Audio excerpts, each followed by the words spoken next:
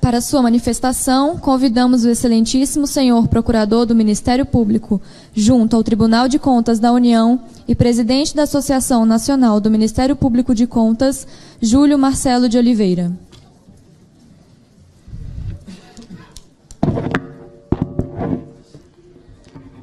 Boa tarde a todos. Gostaria de saudar todas as autoridades aqui presentes, os palestrantes convidados, professor Marçal, professor Francisco Caetani, ministro Herman Benjamin, que trouxe um brilho todo especial a esse evento hoje, os colegas do Ministério Público Federal, que têm acompanhado o tema com muita atenção. O tema é importantíssimo para o país, não é um tema importantíssimo só para o Tribunal de Contas, só para a nossa atuação, é um tema importantíssimo para o país. Tenho lido todos os artigos nos jornais, li o artigo do professor Francisco Caetani no jornal Valor Econômico, ouvi com atenção sua exposição, e realmente ressalta dessa discussão, me causa uma profunda reflexão o número de pessoas, né, ilustradas que têm uma postura de apoio ao projeto. Dr. Francisco Caetani, economistas de renome, como Samuel Pessoa, Bernardo Api, Ana Carla Abrão, outros que tenho lido, juristas também têm se manifestado, os professores da USP e de outras faculdades que se manifestaram naquela resposta, consulta à manifestação do TCU, feita pelo nosso consultor jurídico, competentíssimo, doutor Odilon Cavalari, que falará aqui depois de mim. E me espanta que o mesmo projeto de lei possa ser percebido como algo tão negativo pelos órgãos de controle, pelo Tribunal de Contas, pela Procuradora-Geral da República, e algo tão positivo por outros segmentos da sociedade. E, para mim, a única explicação possível é essa analogia, essa metáfora que o professor Caetani nos trouxe. Estamos todos apalpando o elefante a partir de um ângulo, de um ponto de vista, e não estamos, talvez, vendo a totalidade da realidade, né? Cada um enxerga a realidade a partir do seu ponto de vista. Eu enxergo a partir dos meus 25 anos de militância no controle externo. E isso apenas reforça a minha posição contra o projeto, porque mostra que o projeto veio ao mundo com um déficit de legitimidade democrática, com um déficit de discussão, com um déficit de aprofundamento assustador. Como é que algo que tem tanto impacto na vida da sociedade brasileira, na administração pública brasileira, na atuação de órgãos de Estado, como o Tribunal de Contas, como o Poder Judiciário, como o Ministério Público, como é que isso pode vir à baila sem que tenha havido uma única audiência pública para se debater esses temas com a participação e presença desses órgãos, que não só são impactados, como são responsáveis por operacionalizar a lei. É espantoso que isso tenha acontecido, né, num país que tem tradição democrática de debater os temas à exaustão no Congresso Nacional. Então, de maneira respeitosa com o Congresso Nacional, eu não posso deixar de fazer a crítica de que o processo legislativo foi deficiente do ponto de vista do devido processo legislativo substantivo. Assim como o devido processo legal nos tribunais não é meramente formal, tem que ser substantivo, tem que haver substantivamente o contraditório, a ampla defesa, o exame das razões apresentadas pelas partes, o devido processo legislativo também tem que contemplar uma discussão verdadeira com a sociedade. Não é possível que um projeto desta magnitude, deste impacto, possa vir ao mundo com esse déficit de legitimidade democrática. Por isso mesmo é que eu tenho defendido publicamente que o projeto fosse objeto de um veto integral e uma imediata reapresentação do projeto ao Congresso Nacional, seja pelo presidente da República, seja por outra liderança política, para que sim fosse feito um debate leal, franco, profundo, desarmado, como esse que só agora começa a ser feito intempestivamente nos jornais e agora nesta excelente oportunidade que o ministro Carreiro nos propicia. Eu queria falar um pouco dos impactos do PL na economia, no controle externo, na atuação do Judiciário. O projeto está mobilizando instituições do porte do Tribunal de Contas da União, dos Tribunais de Contas no país, da Procuradoria-Geral da República, com apoio de instituições representativas da magistratura, do Ministério Público, dos auditores de controle externo, dos auditores da Receita Federal. De outro lado, seus autores, distintos professores e advogados, Dr. Floriano de Azevedo Marques, Dr. Carlos Ari Sandfeld, com apoio de outros renomados juristas e economistas, têm se manifestado a favor do projeto. O primeiro ponto que cabe destacar é que não há uma discussão corporativa aqui. Não há nenhuma entidade lutando por salário, por aposentadoria, por férias, por aumentos, nada disso. Não é uma discussão de poder. É uma discussão de entidades que têm, e de instituições que têm o dever de fazer cumprir a lei no país. A missão institucional do Tribunal de Contas, do Ministério Público, do Poder Judiciário, é fazer cumprir as leis do país. Então, é fundamental que eles possam ter voz ativa nessa questão. Mas volto ao ponto, como é que esse processo, esse projeto, ao mesmo tempo é visto de forma tão negativa e tão positiva? Eu tenho para mim que os economistas, isso talvez seja um defeito nosso também, mas tenho para mim que os economistas estão tendo uma visão parcial dos alcances, dos efeitos do projeto. Estão percebendo aqueles benefícios que o projeto talvez pudesse trazer na estabilização de situações jurídicas regularmente constituídas perante a administração pública, quando se trata da expedição de licenças ambientais, alvarás de construção, carta de habite-se, aprovação de projetos, e não estão percebendo os efeitos no controle de atos ilegais, no efeito ao combate à ilegalidade, eventualmente à corrupção. Não estão percebendo que os mesmos dispositivos, da forma como está redigido o projeto, os mesmos dispositivos que protegem atos legais, são aptos também a fazer uma proteção de atos ilegais. A meu ver, o projeto misturou o joio com o trigo.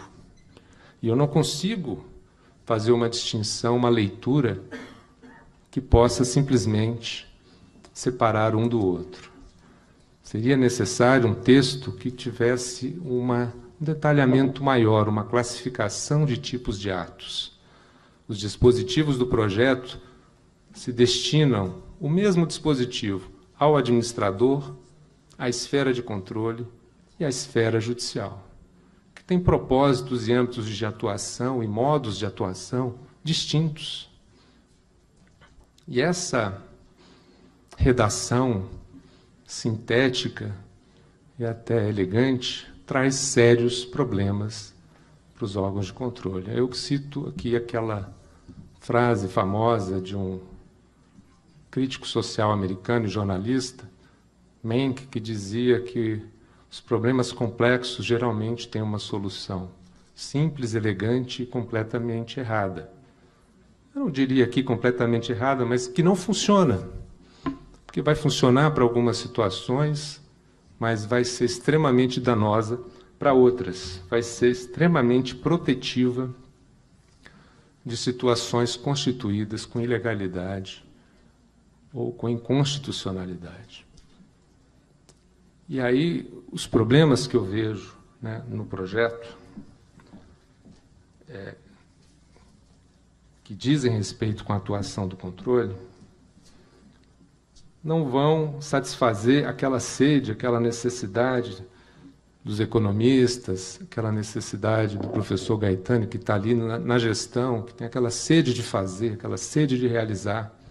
E é compreensível, a administração pública realmente tem disfunções, tem dificuldades de executar, tem dificuldades de entregar para a sociedade os seus propósitos, serviços públicos de qualidade. E há pessoas que querem executar. E a tônica desses que acreditam no projeto é que o projeto traria segurança jurídica e eficiência para a administração. Será mesmo que o projeto teria esse condão? Será que ele parte de um diagnóstico correto, não só quanto ao problema, mas também quanto às causas do problema? Será que o tratamento proposto é a solução? Ou, lembrando que a diferença entre o remédio e o veneno é a dose ou a circunstância em que é usada. O mesmo remédio que pode tratar um mal focado num órgão pode ser tóxico e lesivo para outro órgão e pode levar à morte do paciente. Então, buscando atender necessidades de eficiência legítimas na administração pública, eu posso estar condenando essa administração pública a ter um controle ineficiente. E um controle ineficiente não vai contribuir para a melhoria da administração pública. Será que é o controle no Brasil que está travando realmente a administração pública? Será que nós temos controle demais? Será que essa situação de deficiência na prestação de serviço público, na entrega, na realização dos propósitos daqueles que são eleitos, é por um excesso de controle? Eu acredito que não. Acho que o Brasil não está nessa situação por excesso de controle. O professor Gaetani cita no seu artigo a assimetria entre o controle e o executivo hoje. Alguns autores falam em hipertrofia do executivo. A meu ver, não há hipertrofia, ou hipertrofia do controle, perdão. Alguns autores falam em hipertrofia do controle. Eu não vejo que haja uma hipertrofia do controle. A meu ver, existe uma atrofia do executivo por razões estruturais do executivo que não podem ser atribuídas ao controle. Há alguns órgãos importantes no executivo, responsáveis pela entrega de serviços públicos relevantes, que têm uma deficiência de quadros histórica. Há no Executivo brasileiro, a meu ver, um excesso de cargos em comissão, que outros países desenvolvidos não têm, na mesma proporção. E o problema com esse excesso de cargos em comissão é que os seus ocupantes, em geral, passam um tempo muito curto na administração pública, com prejuízos, né, para a memória do órgão, para a continuidade das ações. Quando muda um ministro de Estado, muda geralmente o primeiro escalão do ministério, muda a equipe. Isso traz prejuízos para a atuação do órgão. Nós temos deficiências de planejamento no Brasil, de médio e longo prazo. Os gestores, premidos pela agenda política, trabalham com um calendário que conduz ao imediatismo, com assodamento, uma tentativa de fazer as coisas muito rapidamente, sem atentar para planejamento de médio e longo prazo. A meu ver, esse é o problema que impede o executivo de atuar da melhor maneira. Sem falar, né, que esta grande quantidade de cargos em comissão, mais de 20 mil cargos em comissão no Poder Executivo Federal, são objeto de uma disputa política que visa o loteamento desses cargos, que muitas vezes, além do problema do ocupante passar pouco tempo e ter uma agenda imediatista, muitas vezes o critério de nomeação é a afinidade política, não é a qualificação técnica. Eu não gosto de argumentar por exceção, porque isso vale para todos os campos, mas vou ilustrar com esse caso recente do Ministério do Trabalho, que um um jovem de 19 anos estava responsável por assinar ordens de pagamento de contratos milionários sem ter tido nenhuma experiência ou preparação para aquela função.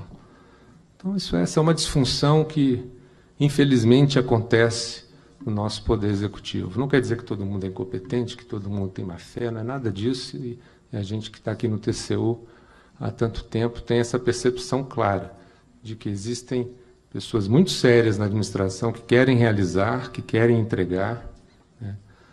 E outras áreas que têm uma deficiência organizacional crônica, severa, que não conseguem avançar na entrega de serviços públicos. Mas, de forma alguma, está correto o diagnóstico de que o problema de falta de eficiência do Poder Executivo é o controle.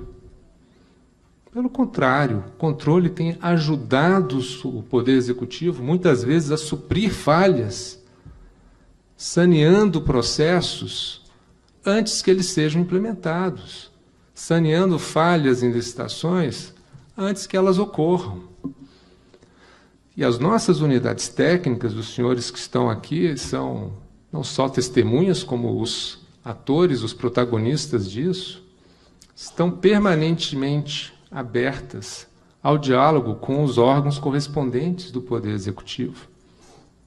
É frequente a realização de painéis técnicos para debater questões relevantes na administração. Eu não tenho notícia de um secretário aqui de controle externo que tenha se recusado a receber um gestor para debater tecnicamente uma questão. Muitas vezes, quando a questão é mais complexa, ela é submetida ao tribunal mediante consulta. E o tribunal responde, o tribunal examina, o tribunal se coloca como alguém que quer ajudar o executivo a realizar. O TCU não tem uma tradição punitiva. O tribunal não é um órgão de caça às bruxas, não é um paredão. Eu entendo, eu escuto muito esta queixa do apagão da caneta que haveria no Executivo em razão de medo da ação do tribunal ou das ações de improbidade do Ministério Público.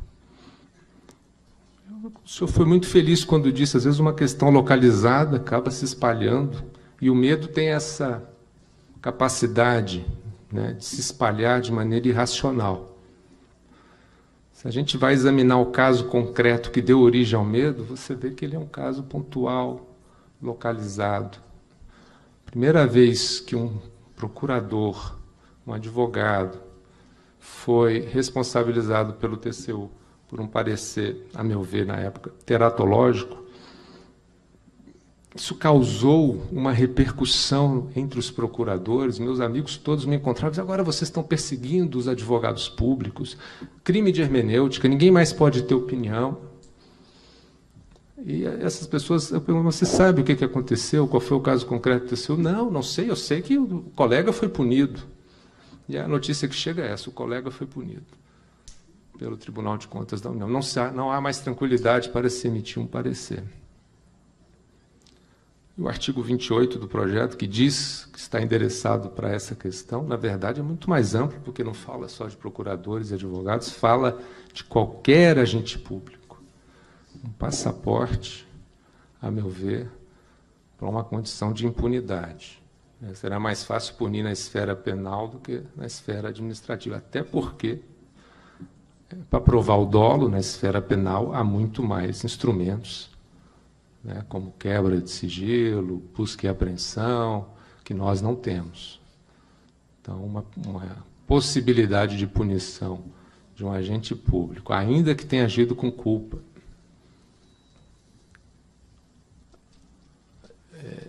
vai ficar impossível no Tribunal de Contas. Só por dolo, só quando as circunstâncias forem tão abundantes e gritantes que evidenciarem o dolo por si mesmo. E isso é um enfraquecimento brutal do controle, porque essa possibilidade de aplicação de sanção, que é usada com muita parcimônia pelo Tribunal de Contas da União, que não tem tradição punitiva, mas essa possibilidade ela tem um efeito dissuasório. Ela atua né, na mente daqueles que eventualmente podem pensar em praticar a corrupção. E o crime, a conduta de corrupção, quem quer praticar ilegalidade, faz isso de maneira muito racional, né? Pensa qual é o risco de ser descoberto, e se for descoberto, qual é o risco de ser punido. E se no horizonte não houver o risco da punição, há uma tranquilidade para a prática do ato. Então, esse projeto que vem endereçado alegadamente, né, para dar segurança jurídica e aumentar a eficiência da administração, ele traz um efeito colateral de proteger o ato ilegalmente constituído e proteger o agente público que o tenha praticado, ainda que com uma culpa grave. Vou aqui ousar dizer grave, apesar dos civilistas não mais fazerem essa gradação, mas ela comunica algo para o cidadão, que não é uma culpa qualquer, é uma culpa qualificada por uma negligência inaceitável, ou uma imprudência inaceitável, um juízo de culpabilidade que o órgão de controle pode fazer. Essas duas vertentes do projeto são o que fazem dele, na minha opinião, um projeto pernicioso para a sociedade. Enquanto uns estão mirando, pensando naquilo que pode trazer lá nos seus negócios empresariais, na segurança jurídica, em atos regularmente constituídos, não estão vendo o efeito lesivo que o projeto traz, com essas duas vertentes, de estabilização de situações ilegais e de proteção ao agente que pratica, que cria essas situações. Em vários dispositivos, a começar pelo parágrafo único do artigo 20, a gente extrai essa diretriz de conservação do ato. Aquele que tem a missão de julgar e controlar tem o ônus de demonstrar a necessidade da medida de invalidação, a adequação, e aí essa necessidade não é mais agora apenas baseada no ordenamento jurídico, na incompatibilidade do ato com a Constituição ou com a lei. É preciso que se esgote também uma análise da invalidação do ato, das suas consequências, em face de alternativas possíveis. Em outros dispositivos se discorre que há que se analisar todo um cenário de consequências econômicas, sociais, as dificuldades reais do gestor, as políticas públicas ao seu cargo, que vai lançar a discussão da invalidação de um ato na esfera do controle, na esfera judicial, numa discussão muito perigosa de análise de conveniência e oportunidade, numa relativização da legalidade, em que a legalidade vai ser apenas mais um elemento dessa discussão. E quando a legalidade se transforma em apenas mais um elemento da discussão e eu tiver que fazer a minha análise também baseada em cenários econômicos, sociais, políticos adversos, sempre será possível lançar mão de argumentos que o seu estudo não está completo, poderia ser mais aprofundado, você não levou isso em consideração. A empresa já contratou, o ato está celebrado. A empresa contratou terceiros, ela mobilizou, ela gastou, ela investiu. Vamos preservar o ato. Quem sabe uma redução da tarifa, quem sabe uma redução do preço, quem sabe um desconto, possa preservar o ato. A diretriz do projeto é preservar o ato, mesmo o ato constituído de forma ilegal e inconstitucional, mesmo o ato praticado com culpa grave. Então, isso favorece uma cultura que é péssima para a economia, péssima para a sociedade brasileira, da vitória do esperto, né, da vitória daquele que consegue o contrato a qualquer custo, afastando os mais eficientes das contratações públicas, afastando, dificultando, fazendo com que seja mais difícil para a administração pública realizar os seus objetivos de prestar serviços públicos de qualidade.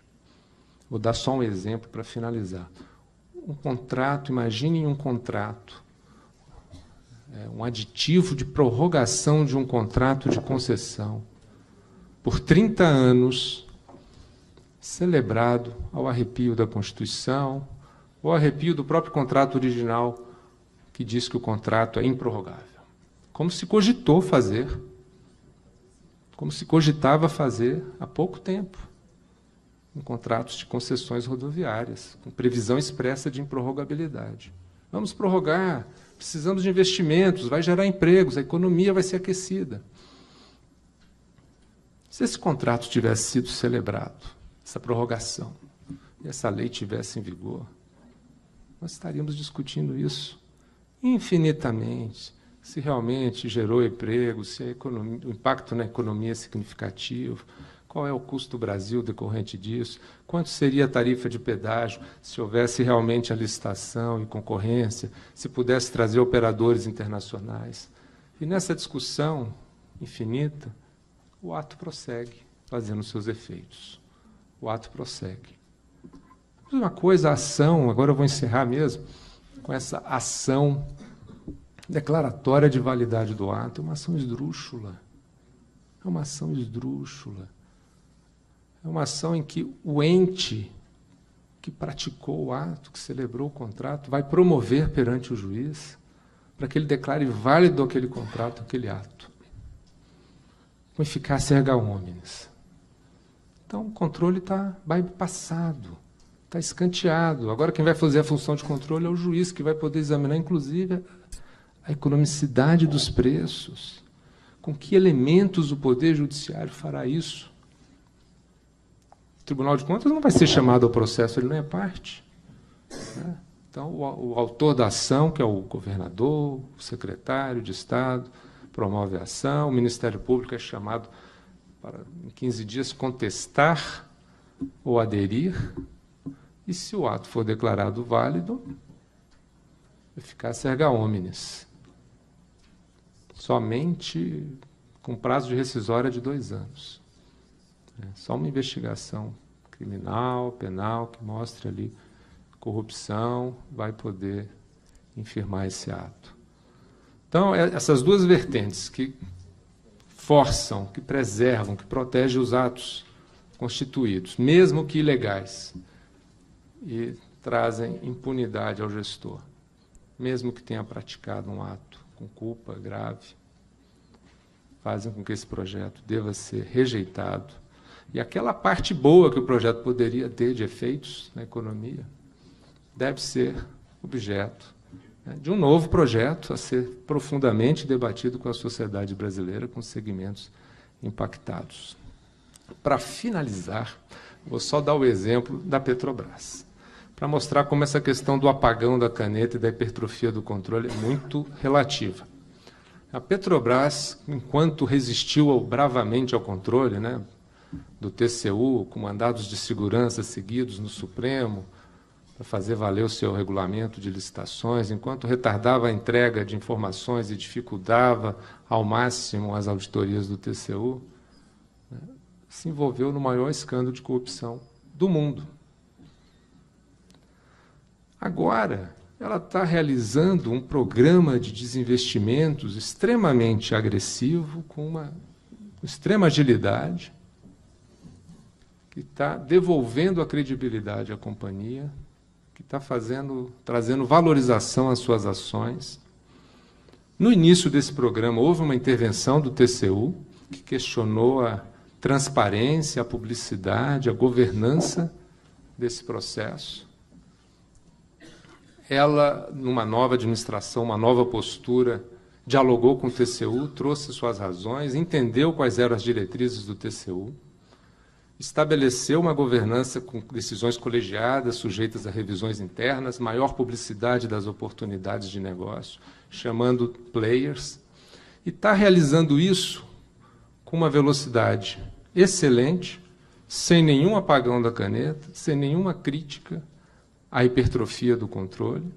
E a atuação do TCU foi logo percebida pelos agentes econômicos, pelos investidores, pelos empresários, como um elemento que deu maior credibilidade, maior segurança, maior qualidade para essa ação da Petrobras, que, a meu ver, comprova que o controle está para aumentar a eficiência da administração pública, está aí para aumentar a segurança jurídica das ações da administração pública e não o contrário. Então, com essas considerações, reitero a nossa postura contra o projeto, mas não contra tudo e por tudo, mas por conta dos efeitos colaterais negativos que ele tem sobre outros órgãos da administração, que é Tribunal de Contas, Poder Judiciário e Ministério Público. Se esse projeto fosse mesmo um remédio, ele teria que ser tirado do mercado. Muito obrigado.